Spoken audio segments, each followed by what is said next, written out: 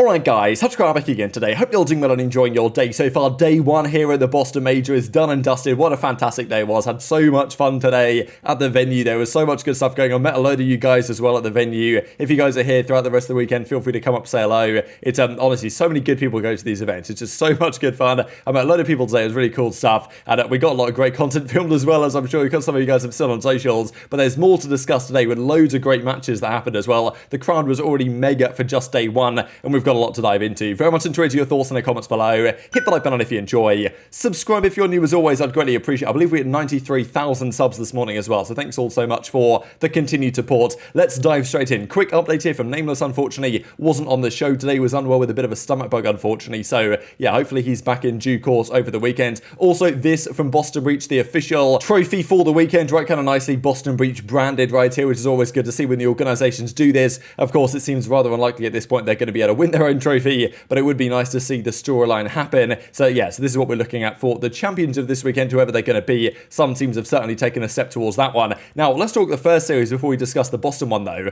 New York Subliners versus the Minnesota Rokkr. New York, obviously, they had a pretty bad run into this tournament. The fact that they got here so last minute. Thankfully, they could rely on Rokkr always losing game one hardpoint to bail them out of that one. But yeah, I saw a lot of people discussing today actually that a lot of our people's hot takes is that Rokkr make a deep run at this tournament. They don't quite seem to always click on the same page, but they do have some phenomenal players on that team. And Bance does this weird thing where whenever he's getting cooked and he's having a bit of a hard time, the same thing happened in Cold War. He just goes God mode for a period of a few weeks, and he's been doing it the last few weeks, and he certainly did that this series. But a game one goes to way of the Subliners. They win both the hardpoint in this series, but Rokkr win the search and destroy. They clutch up in a big control here, sends it all the way to a game 5 in the end, because the Subliners made the most of this game for aBeZy hardpoint. But game 5, I mean, I kind of felt like this was going to go game 5 round 11. These two teams honestly I think are pretty well matched in this mode, to be honest. And that was a hit marker for Skies and Afro, and he's got to be gutted with that one, because if he kills him there, like, honestly, the round is so winnable. But I guess it hit his leg or something. He wasn't fully scoped in, I don't think, when he fired the shot. So,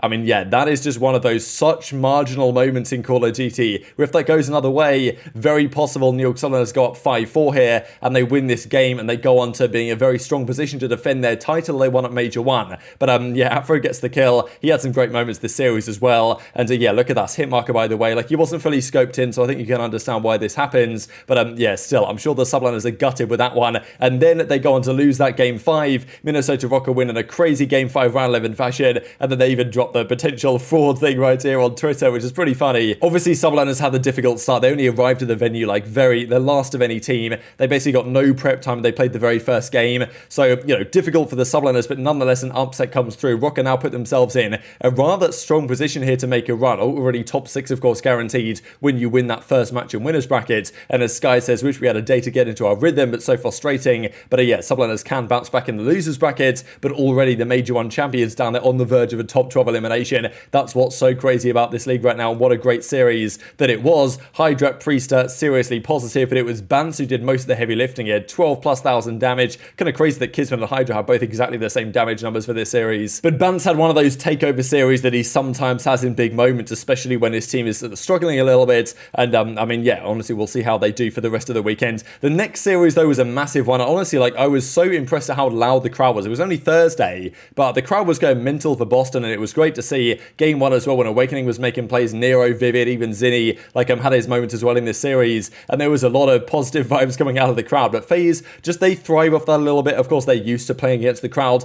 Game 1, though, did go the way of Boston, but game 2, FaZe bounced back. And thing is with FaZe, like, their respawn hasn't been so good, but their search has been incredibly solid. And the thing is that it's so difficult to pick Boston to win this series, because if it was to go game 5, there's only one winner, and again, there was only one winner. They do win this control. They actually went down 0-2 in this control, somehow brought the comeback to 3-2, so the crowd was loving that one. But again, I don't understand the veto decisions here by Boston. I know there was a lot of discussion about this, because game 2 search and destroy, they played aBeZy search against FaZe. aBeZy is FaZe's best search, I think by a margin. They were 6-0 on aBeZy going into that game against Boston. They were now 7-0 against Boston after winning it. And I guess they thought they had something special for them to deliver, but I don't really understand it. And then Mikado, which was game 4, I don't think Boston really played that much at all, and FaZe are also very good at that map. I mean, they just shut out LAG like 200 points without any answer just the other day, and Boston play them on it, lose it. Cellium goes off, he's talking trash on the Boston guys. They have all the confidence for game 5, and then they win the game 5. It's like, yeah, I feel like some questionable questionable decisions from Boston could have swung the series in their favor. And then game 5, I mean, man, it was, okay, aBeZy clutched a 1v2, which should never have happened.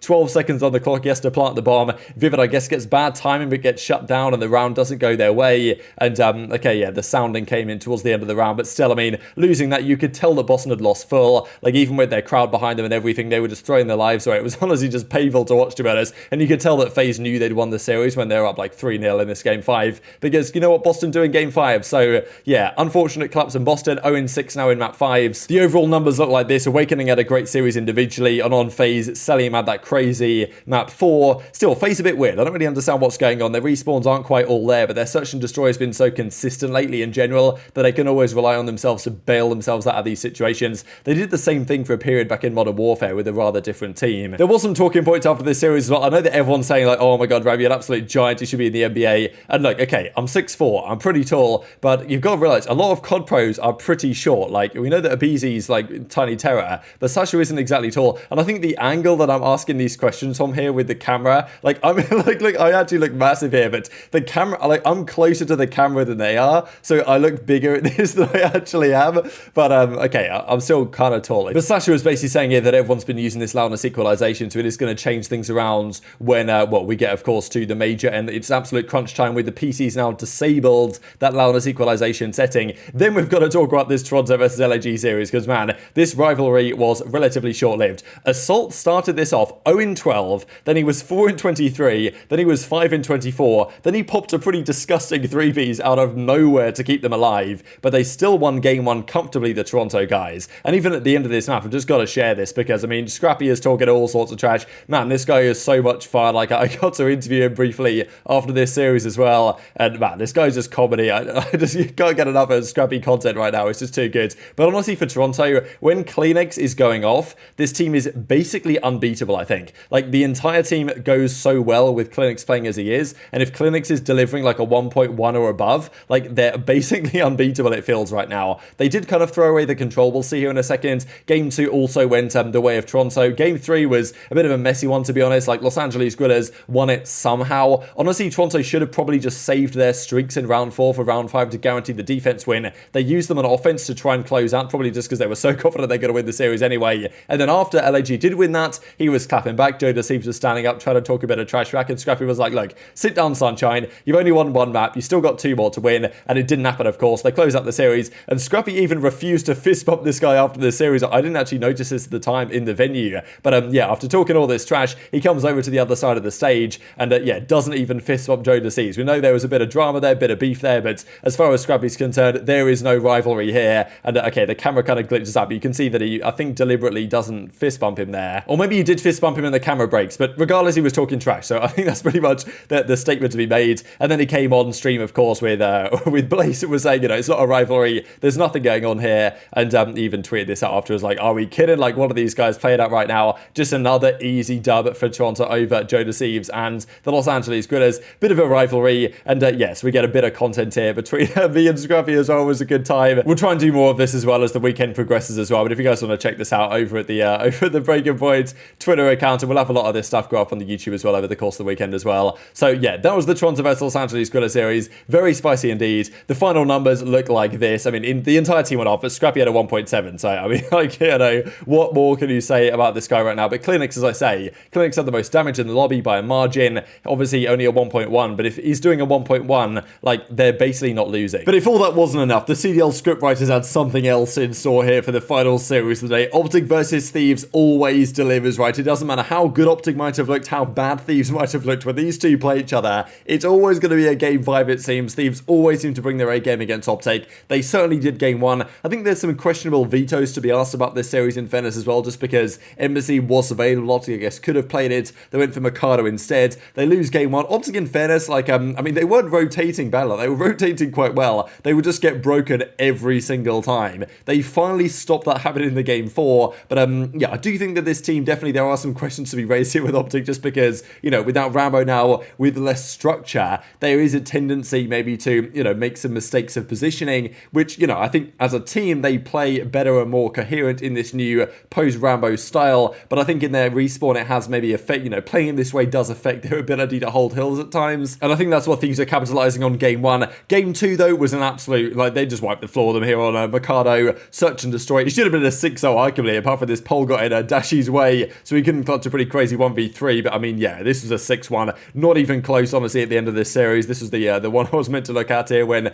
they just dominated the search and destroy. They've been so good in search, this OpTic team. We know that Major 2 last year, what team won? It was the team with the dominant search and destroy. Los Angeles Guerrillas won like 12 S&Ds in a row, with 9 S&Ds, whatever it was. They broke the CDL record by doing so, and they won Major 2 last year. So apparently search and destroy is quite key to winning Major 2, and OpTic will certainly like the sound of that one, given the way they performed today. Control was really interesting. I thought the OpTic were going to win this. Again, I do find their defensive strat to be a little bit questionable at times, because they will give up A very quickly and easily, which I can understand, but like the fact that they don't fight it means they give themselves like little chance really to win their defense, it seems at times. They do clutch up the occasional offense. Huke had a bit of a stinker here, to be honest. Even honestly, like, okay, Huke, I like Huke, man, but watching his POV this series, I don't know if he turned the aim assist off or something, but he was definitely shooting some windies this series. But the good thing about Huke is, like, it doesn't let him get in its head, right? He doesn't get in his head about stuff like this. Like, he had a pretty bad map 4 as well at the start of it, but he still made a crucial play down the end to win them the series, or win them the game,